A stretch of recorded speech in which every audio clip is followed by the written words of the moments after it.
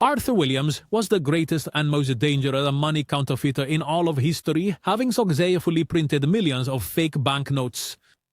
His genius surpassed all expectations to the point that he was arrested carrying a bag with 60,000 counterfeit dollars.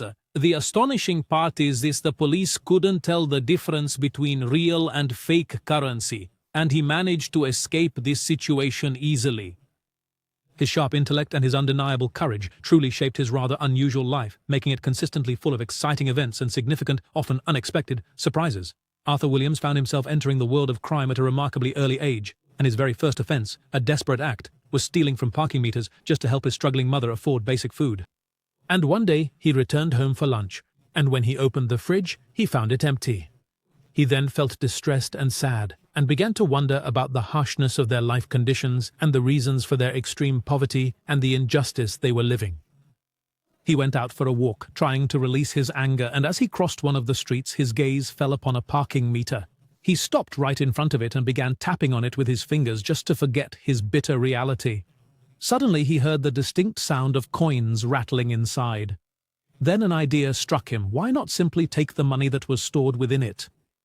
He kept fiddling with the meter, trying to open it, and after several attempts he managed to insert a small piece of iron into the lock's opening and started turning it right and left until the meter opened. Then he gathered up all the coins and went to the store, purchasing all the food and essential supplies they required. When his mother returned home, she was completely surprised by everything she saw and asked him, quite astonished, where all these items had come from. He then told her that he had broken the parking meter. His mother simply could not come to terms with the fact that her son had resorted to stealing just to put food on her table, and she became absolutely furious with him. The primary reason for their dire financial situation, however, was his father, who had tragically abandoned them back in 1983 when Arthur was merely 11 years old. This was one of the most profound shocks he had ever experienced in his entire life. At that time, they were unable to pay the rent, so they were forced to leave their home and live for a period in a shelter designated for the homeless. Their sole objective was simply to survive. As time went on, they were eventually relocated to a government-subsidized housing project. This was a very dark period in Arthur's life, and the more he witnessed the signs of weariness and deep despair on his mother's face, the more his hatred grew for his father, who had abandoned them. Their circumstances compelled them to reside in such difficult places, and often these residential complexes where Arthur and his mother made their home were completely overrun with gangs and various criminal activities. Arthur grew up in this harsh environment, and he formed many bad friendships which, over time, transformed into small gangs. They started carrying out various thefts from time to time, often stealing from small shops or even parking meters. And in the year 1987, when Arthur was just 15 years of age, he encountered an older gentleman by the name of Da Vinci. This individual was, in fact, one of his mother's close acquaintances, or more accurately, her clandestine lover. One day, Arthur was caught trying to steal a car, and it was Da Vinci who went to the police station and bailed him out. On their way back from the police station, Da Vinci told Arthur, "If you want to be a real thief, you have to use the smartest ways. Steer clear of breaking into shops and stealing cars. You won't gain anything from that. You are in need of something far more substantial." Arthur then inquired of Da Vinci, "What exactly do you mean by that?" Da Vinci, with a calm demeanor, responded, "Come along with me and I shall demonstrate what you must do." Da Vinci guided Arthur towards an ancient, imposing building which, at first glance, seemed to be nothing more than a long-abandoned, desolate warehouse. They ventured inside the massive structure and cautiously boarded a creaking, cracked old elevator, slowly descending deep down to the very lowest subterranean level. The entire expansive space below them was unmistakably a bustling, active workshop, absolutely crammed with countless intricate machines, piles of scattered papers, and a multitude of other peculiar, truly strange instruments. Arthur walked in, completely astonished. First he noticed the distinct smell of ink, then he turned to Da Vinci and asked, "What is this place?" Da Vinci simply answered him, "Please, follow me." They then moved towards the various machines and all the tools, and work began. Arthur grabbed the papers, put the ink in the molds, then started the machines. At that moment, Arthur realized Da Vinci was printing fake money. Arthur was stunned. The money everyone desperately sought was being made right before his eyes. Da Vinci began taking Arthur to the workshop every day, where he would explain to him the intricate details of the printing process, how to mix the colors, the precise method of crafting the molds, and how to assign a distinct serial number to each individual banknote. Arthur was greatly captivated by this entire operation. He wasn't just fascinated by the money itself, but he truly loved the workshop's atmosphere and the artistic side of the counterfeiting process. As time went on, Da Vinci became like a father to him. He held great love and respect for him, and he considered him a true role model. And of course, Arthur was quite pleased with the money he was receiving, because the more currency he printed, the larger the rent payment he collected from Da Vinci. As time progressed, this arrangement gradually transformed into a regular business for Arthur, and this profitable situation continued for nearly an entire year. Then, quite suddenly, Da Vinci vanished without a trace. He no longer came to the workshop, and Arthur received no news concerning him. Each time Arthur visited his workshop, he would find it closed. This is how Da Vinci disappeared from Arthur's life at that particular time. At that very moment, he felt a cruel sensation, as though he'd been abandoned twice, once by his own biological father, and then again by the man who had shown him so much love and respect. This feeling was incredibly painful, and because of that, Arthur decided to rejoin his old friends and his gang, and they went back to carrying out robberies once again. And this turned out to be a very grave mistake. In the midst of all this, Arthur entered into a romantic relationship with a young girl, which resulted in a pregnancy, and he was blessed with a son, becoming a father at the tender age of 17. He named his son Arthur III, and Arthur decided to take this young boy under his wing. He vowed to always be a constant presence in his life and never to abandon him as his own father had done. However, taking on this significant responsibility meant he had to work even harder to provide for his young son and his aging mother. Because of this, Arthur and his friends came up with a brand new scheme to collect money, and this time they decided to rob the drug dealers themselves. They disguised themselves in police uniforms and drove a vehicle that closely resembled a police car. Given that they were from the very same city and personally knew the local drug dealers, and Arthur and his companions already had prior knowledge of the individual carrying the narcotics, they proceeded to raid one of the residences, confiscating all the money and illicit substances found within under the false pretense of being police officers. This situation was not at all surprising to the police force at that particular time, as it was widely known by everyone that a significant number of officers were deeply corrupt, and they would routinely confiscate money and illegal drugs, then appropriate them for their own personal gain. Therefore, what Arthur and his companions were doing appeared to be quite ordinary in their perception. They persisted in repeating this deception on numerous occasions without any noticeable repercussions until they encountered a perilous experience that almost brought about their demise. On one particular occasion, as they were attempting to carry out the very same operation, they targeted a drug dealer whose entire gang was positioned nearby. Instead of surrendering and handing over his possessions, he shouted to his crew. They quickly drew their weapons and immediately began firing at Arthur and his companions. Everyone scattered instantly, each person running off in a different direction. Arthur kept on running as he heard the sound of gunshots right beside him. Suddenly, he was shot in the leg, falling to the ground. He started bleeding and slowly losing consciousness. He felt like these were his last moments alive, because he thought they were coming to kill him.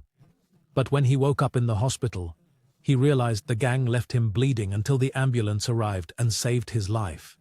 This particular incident proved to be quite shocking and truly terrifying for Arthur, compelling him to seriously consider the idea of leaving Chicago behind and relocating to Texas. This decision, of course, meant he would abandon both his son and his mother, just as his own father had done before him, because an overwhelming sense of fear had completely taken hold of him, and he no longer felt secure or safe in Chicago. Consequently, he departed for Texas in the year 1993. When he arrived there, he endeavored to live a respectable life. He took on arduous jobs for meager wages, yet he steadfastly refused to surrender to his circumstances. He yearned to transform himself and embark on a fresh journey, leaving his dark, criminal past far behind him. During this challenging period, Arthur encountered a young woman named Natalie, and before long, a deep and reciprocal love began to flourish between them. I proposed to her, then they got married, and with her, he felt a level of security he had never experienced before, so much so that he confessed everything to her. He told her about his past, the thefts, the forgery, and all the things he had done. He had initially anticipated that her reaction would be to say to him, "I cannot live with you, you are a criminal and a fraudster." However, she then informed him that he was the very man she had been searching for, and that his extensive criminal history had truly impressed her. She tried to persuade him to return to forgery, telling him, if you possess such a unique and valuable skill, why not put it to good use once more? But this time, you would be working entirely for yourself, and we would become truly wealthy, living a much better life. As time went on, Arthur gradually became convinced by the compelling idea, grew quite enthusiastic about it, and ultimately decided to approach it with complete and utter seriousness. He developed a very precise plan for this project. First, he began by purchasing printing machines, then he remembered all that he had learned from Da Vinci throughout that year. He began printing some banknotes for initial tests, dedicating significant effort to perfecting their quality, as Arthur would never settle for anything less than the highest standard. Gradually, he started printing small quantities of counterfeit money, realizing that spending these funds was far more dangerous than printing them, regardless of their perfection. Despite the fact that these banknotes were incredibly difficult to distinguish from genuine currency, spending them still carried significant risks. This was one of the crucial lessons he had learned from Da Vinci. He intended to increase the quantity, but first, he wanted to ensure that everything was proceeding smoothly, and that absolutely no one would be able to notice the difference. But in 1996, an unpleasant turn of events was waiting for Arthur and Natalie. The American government had released a brand new $100 bill, which came equipped with numerous security features. These were specifically designed to make counterfeiting far more complicated and challenging than ever before. Among these new protections was a special watermark, which would only become visible when the note was held up to the light. There's also color-shifting ink that changes the currency's color depending on the angle from which you view it. In addition, there's a security thread that glows brightly when exposed to ultraviolet light. The currency also features the Federal Reserve System's seal and intricate microprinting distributed throughout the entire paper, which makes counterfeiting it an extremely difficult task. Given the widespread forgery at the time, the American government issued this new design to limit this phenomenon. However, Arthur was not disheartened by this development.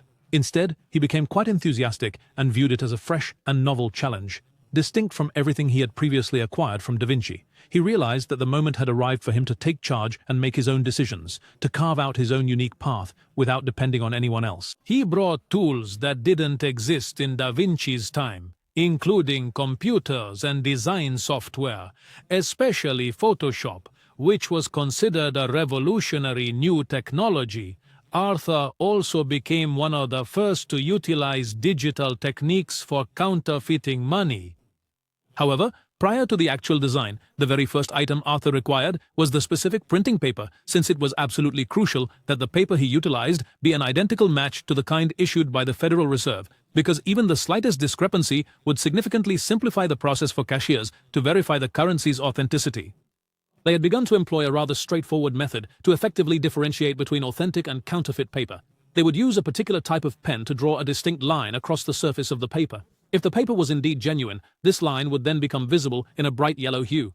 However, when applied to ordinary standard paper, the pen would instead leave a dark brown mark. This was one of the new security features that had been made possible through the chemical compounds utilized in the paper manufacturing process.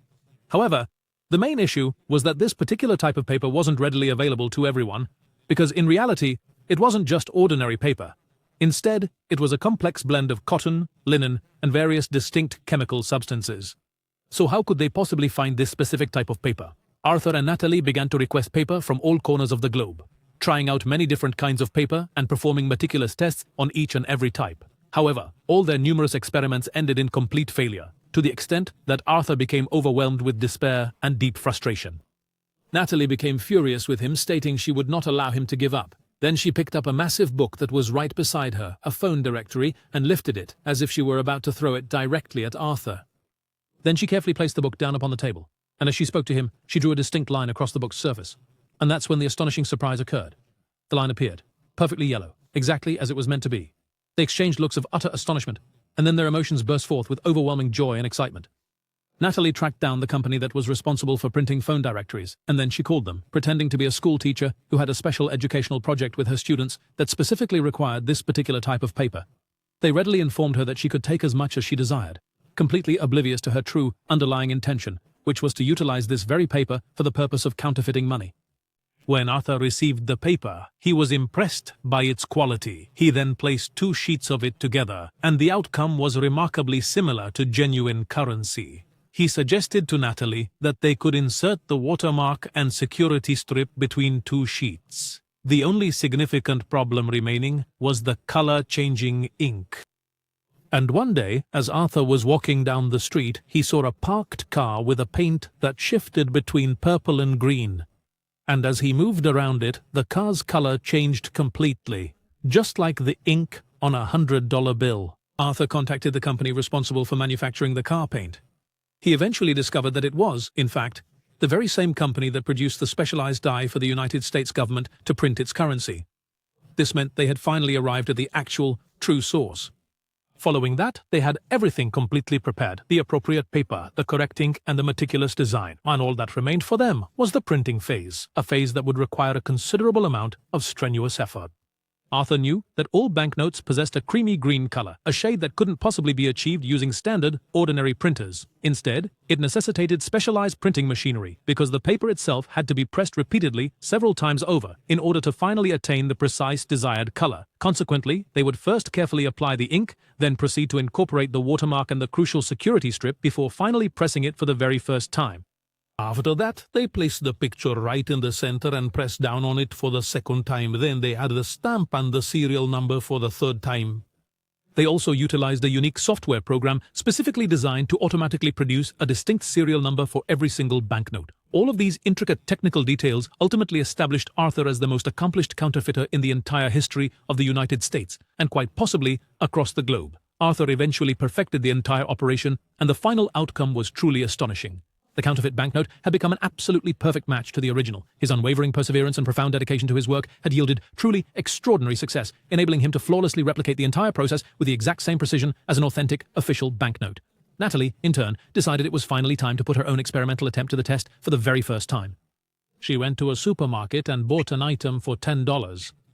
She paid the cashier with a counterfeit $100 bill and received $90 in real money as change. The cashier took the $100 bill and examined it with a special pen, drawing a line on it, which turned yellow. Then he tilted and flipped the banknote, and the ink color actually changed. After that, he held the banknote up to the light, and noticed the watermark was clear. His mind was put at ease, and he was completely certain it was a genuine banknote. So, he accepted it and gave her the change. Natalie then left the supermarket, absolutely overjoyed. When Arthur saw her exiting the store at that very moment, he realized that their money would transport them to an entirely new life. From that day forward, they began to print even more counterfeit currency. They were producing nearly $50,000 each and every month, but they remained exceptionally cautious regarding its expenditure. It is true their money had been forged with great professionalism, but they had taken all the necessary precautions. Over the course of the next year and a half, they were constantly moving from one location to another, printing the money in a single place, then immediately relocating to a different one to spend it. And thanks to this clever method, they successfully managed to launder all that counterfeit money, transforming it into genuine, clean cash. This allowed their fortune to grow at an incredibly rapid pace. For these two young men, who were then just 22 and 23 years old, their entire lives felt just like a vivid dream. They had complete freedom to do absolutely anything their hearts desired. And with this absolute freedom, they proceeded to develop their wealth by printing enormous quantities of money. They sometimes even managed to print as much as $30,000 every single day, a sum that provided them with absolutely everything they could possibly need, to the extent that they eventually found themselves at a loss for what to purchase next. So they began regularly buying children's clothes, diapers, and various other items, which they would then donate to charitable organizations. These acts consistently brought them a profound sense of happiness and deep satisfaction. The years went by, and they continued in this way, until the year 2000, when Arthur decided to return to his birthplace, Chicago. And naturally, Natalie went with him. Throughout those preceding years, Arthur had been providing for his son and his mother, but he hadn't seen his son for quite a long time. The boy had now grown to be 10 years of age. Arthur started taking him along on various outings, buying him toys, clothes, and everything he could possibly wish for. As a result, the son's attachment to his father grew much stronger, which greatly helped to reinforce the bonds between them. Meanwhile, Arthur reconnected with his old acquaintances, and he informed them about his new life, revealing that he was printing counterfeit money and detailing the significant profits he had made from this venture. He then presented them with a sample of the fake banknotes, and not a single one of them was able to distinguish between the genuine currency and the forged bills. Arthur told his friends about his work because he wanted them to join him and help him. He was printing far more money than he could possibly spend, and he aimed to leverage his friend's extensive network of contacts in large restaurants, nightclubs, and casinos to assist him with his money laundering operations. In fact, Arthur's money quickly spread almost everywhere. Even the Federal Bureau of Investigation began to pay increasing attention to these counterfeit bills, and they considered them the best counterfeit dollar version available in the entire market. The sheer volume of money Arthur managed to print was absolutely enormous, a situation that compelled him to collaborate with criminal gangs to more easily facilitate the laundering of his counterfeit currency.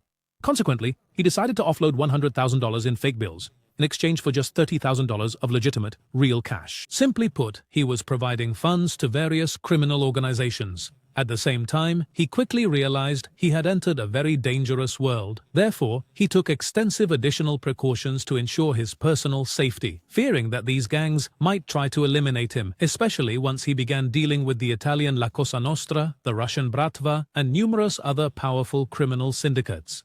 Wherever Arthur went, he would always look around, meticulously scanning the entire area to ensure that no one was spying on him or attempting to record him through any hidden microphones. As time went on, Arthur became utterly obsessed with caution, to the point of near madness, so much so that he began carrying a bug detection device with him whenever he went to meet anyone, always prepared for any potential danger.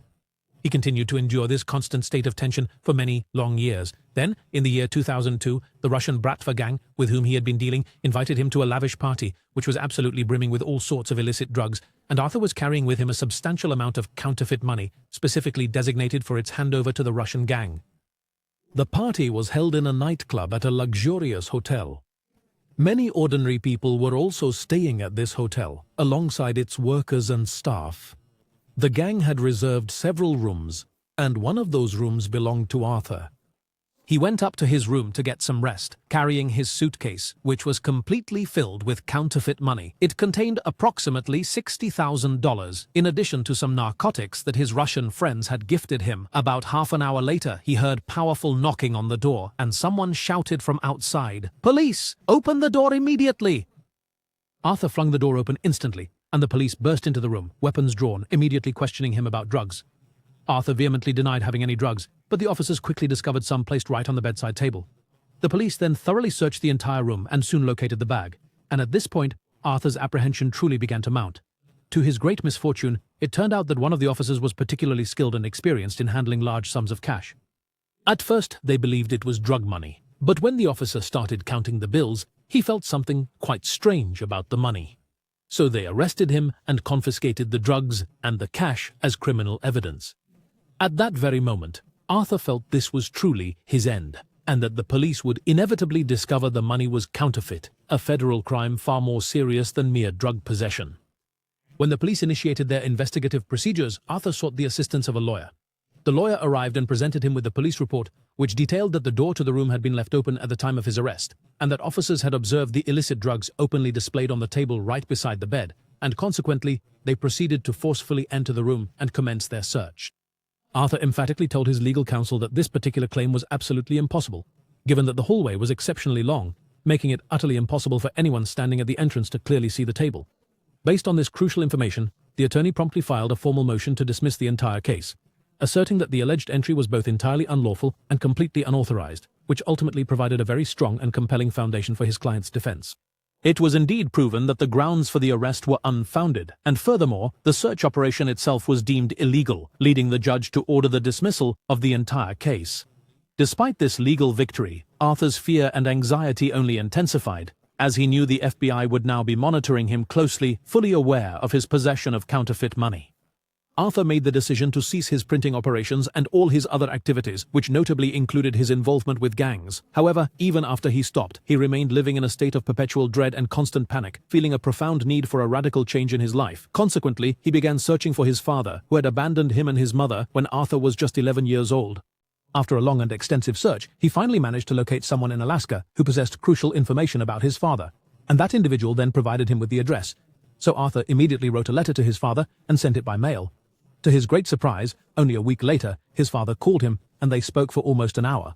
After that emotional conversation, they decided to meet in person, so Arthur boarded a plane and traveled to see him. When he saw his father for the very first time, he was filled with a mix of emotions. There was overwhelming happiness at seeing him, but he also felt deep resentment and sorrow because his father had left him as a small child with his mother, who was suffering from severe financial hardship. His father then offered a profound apology, justifying his actions by saying he was in a very poor psychological state during the time he had abandoned them. Over time, the bond between Arthur and his father grew stronger. He felt more comfortable with him, so much so that he decided to tell him about the counterfeit money he had made. His father listened to him with great attention, without showing any sign of disapproval. The very next day, his father approached Arthur and explained that he was experiencing a very difficult period, completely without funds, and hadn't earned any profits from his business for quite some time. Then he asked if Arthur could print some money for him. Arthur was surprised by his father's words and said to him, "I told you I was arrested and was about to go to prison, and now you're asking me to print money?" His father replied, trying to convince him, "You have a talent, and you should use it for our benefit. If you're afraid of the police, no one knows anything about you here in Alaska, so there's no need to worry, and I'm ready to help you."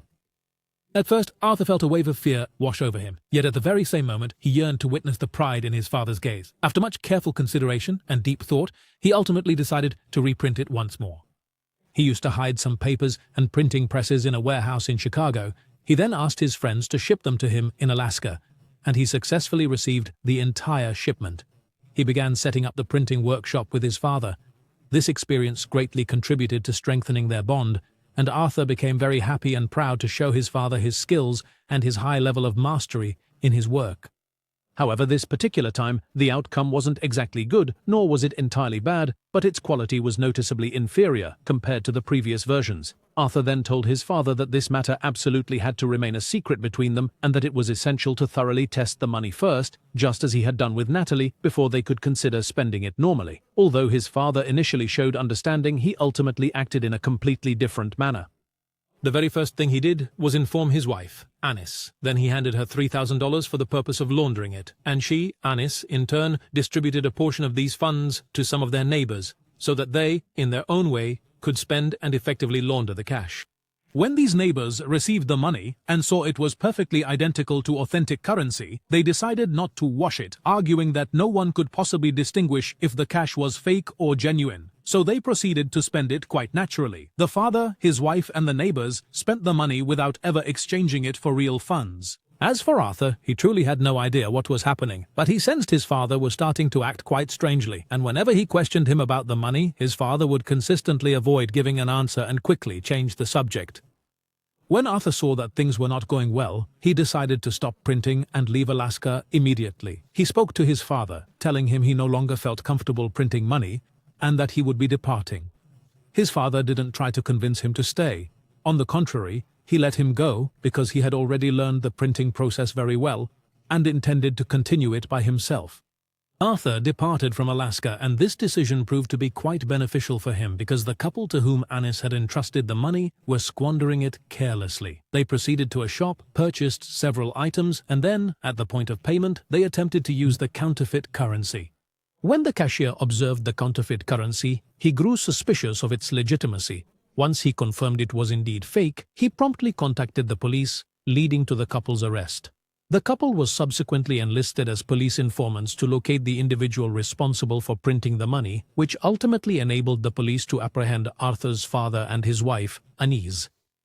The police also intercepted a recorded phone call with their neighbors, in which they explicitly confessed to the forgery and provided all the intricate details. When the police questioned Anis, she revealed everything to them, informing the investigators about Arthur and confirming his full involvement. And no sooner had Arthur returned to his wife Natalie in Texas than the Federal Bureau of Investigation and Special Forces raided his home. However, Arthur was extremely careful and knew precisely how to conduct himself, so he didn't keep anything at all in his house, only a small quantity of counterfeit cash, which he had hidden away in plastic containers and then buried deep within the forest. Despite this, he was apprehended based on the testimony provided by his stepmother, Anis. In the end, Arthur's father was sentenced to a term of 5 years in prison. As for Arthur, he received a 3-year sentence, which was considerably lighter than his father's, despite the fact that he was the true mastermind. because his father was caught red-handed in the middle of the operation. The neighbors were also released after cooperating with the police. Arthur went to prison and spent 2.5 years there. This was one of the most difficult periods of his life, separated from his son, mother, and wife, which led him to reflect on his life and the mistakes that brought him to this situation. He made a solemn vow to himself to abandon the world of crime forever, and he began to eagerly await the day of his release, hoping to commence a brand new life. But when he was finally released, a truly shocking surprise awaited him, for on the very day he stepped out of prison, his father tragically passed away inside his own cell. The impact of the shock was incredibly severe for him. At the precise moment he had resolved to start a brand new chapter of his life, he was delivered this truly devastating news. Even though his father had left him at a very tender age, and his mother had to struggle tirelessly to provide him with a respectable and stable life, Arthur, despite these hardships, held a truly great love for his father. His father's untimely death left a profoundly deep and lasting impact on his emotional well-being, leaving only his beloved son, Arthur III, as the sole remaining connection in his life. He tried to re-establish his normal life, so he took on a variety of jobs. Among them, he was a waiter in a restaurant and a bathroom cleaner. He performed these duties on a part-time and temporary basis, and for very low pay. He went through an extremely difficult experience, especially considering he was supporting both his son and his mother. Despite this, he still possessed some counterfeit money hidden in the forest, but he steadfastly refused to use it to avoid ruining his life once more, unless his son required something truly vital. He made considerable efforts to mend his relationship with his son and to compensate him for the many years that had passed. He was quite successful in this, as their bond showed a truly remarkable improvement. Then, in 2005, the renowned Rolling Stone magazine published a detailed article about Arthur, describing him as the world's greatest money forger, and it reported that he had counterfeited well over $10 million. His son was reading the article, but he simply couldn't believe what was written within it. So he turned to his father and asked, "Is this news, published in the magazine, actually true?" His father then responded, "Yes, I have indeed done exactly that over the course of the past several years, and I truly believe I've reached that specific number, or perhaps even more than that." The son was so impressed by the article and its details that he decided to try it himself. And since intelligence is not hereditary, the son proceeded to scan the money digitally and print it using his own printers in his room. When Arthur's mother saw what her grandson was doing, she immediately called her son, Arthur, and informed him that his son was printing money in his room. Arthur was overcome with guilt and shame, because the article had portrayed him as a genius, despite the fact that he was a criminal. He had never expected that his candid answer would lead his son to consider following in his footsteps. Arthur immediately returned to his son's room, only to find him printing a $20 bill with his own special printers. At that particular time, Arthur was truly going through a very difficult phase in his life, struggling with drug use due to his deep psychological suffering. Arthur then stormed into his son's room and began to yell directly at him, exclaiming, "There's absolutely no need for you to do that. I am the one who provides everything for you." The son, with clear anger, retorted that he was free to do as he pleased, and their voices quickly escalated. The son took the printed cash and ran out of the house. His father pursued him, and the shouting and fighting continued between them in the street. In a moment of anger, the son threw the money in his father's face. But to their great misfortune, a police patrol car just happened to be passing by, right at that very moment, and it immediately pulled them over to investigate what was going on. Arthur quickly bent down to gather up all the scattered money, and then calmly reassured the police officer, telling him, "Everything here is perfectly fine, officer." He told him it was just a simple verbal argument between himself and his son. The officer asked Arthur for his identification to verify it, then requested backup. Just a few moments later, the police and the Federal Bureau of Investigation cordoned off the street, and Arthur was placed in handcuffs. After a thorough examination of the money he was carrying, they escorted him to the Federal Bureau of Investigation headquarters, where he was met by a senior officer who then stated, "We are not concerned with these $20, but the $100 bills that were found in your pocket seem quite familiar to us." This was some counterfeit currency he would still employ whenever it was necessary. The first time Arthur was apprehended, he received a 3-year prison sentence due to insufficient evidence. However, on this occasion, he was convicted of precisely the same charge, and his direct involvement was ultimately proven, leading to him being sentenced to a substantial 9 years in prison. Meanwhile, his son, Arthur III, was committed to a juvenile detention facility for a period of several months. The FBI attempted to turn him into a witness against his father, but he vehemently refused, upholding his pride and the blood ties that bound him to his father.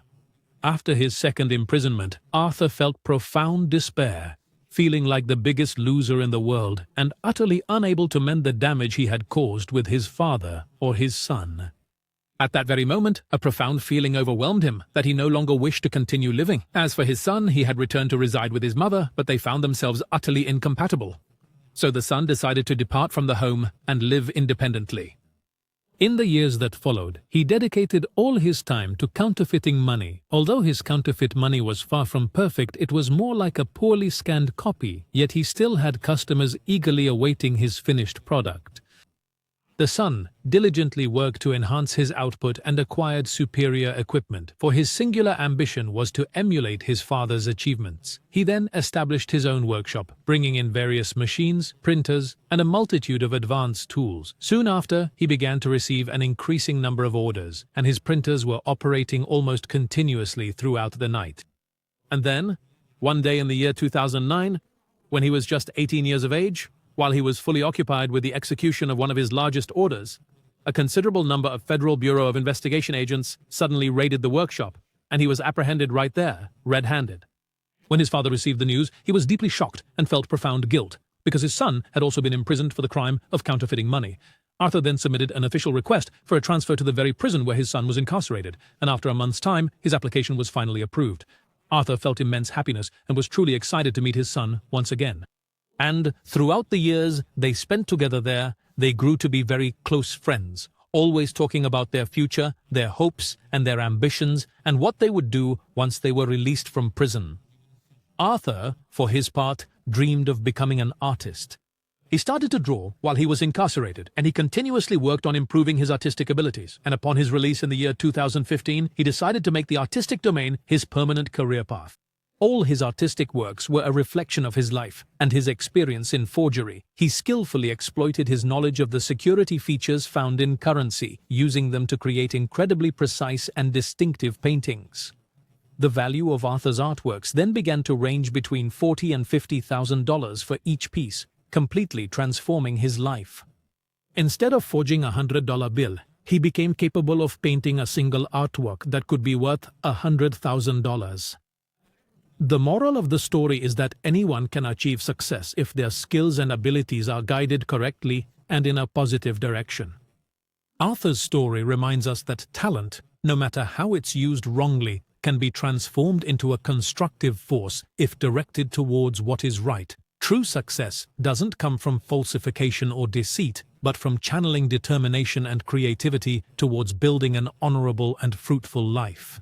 And you, dear viewer, share your opinion with us in the comments. If you enjoyed the video, subscribe to our channel to receive all the latest updates.